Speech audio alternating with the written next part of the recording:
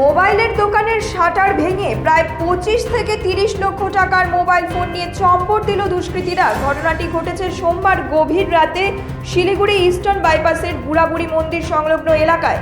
খবর পেয়ে সোমবার সেই ঘটনাস্থলে পৌঁছয় আশিঘর ফাঁড়ির পুলিশ। সম্পূর্ণ বিষয়ের তদন্ত শুরু হয়েছে।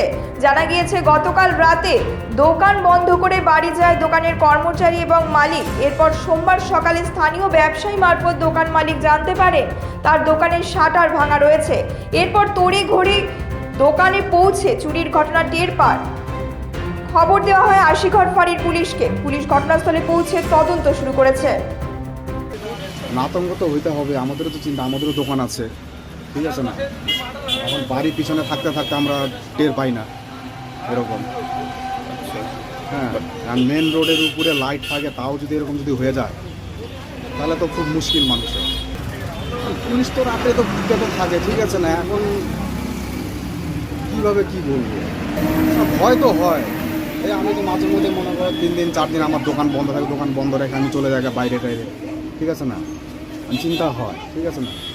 কারণ বাইপাসের উপরে যেরকম যদি হয়ে যদি থাকে, এখন ভিতরের রাস্তাগুলোতে তাহলে কি হইতে পারে?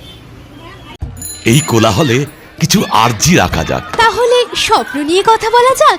ভাই, আমার তো একটাই স্বপ্ন আছে, ঘর তবে আমারও হবে। মাত্র 10 লাখ টাকায় বসবে আপনার সংসার।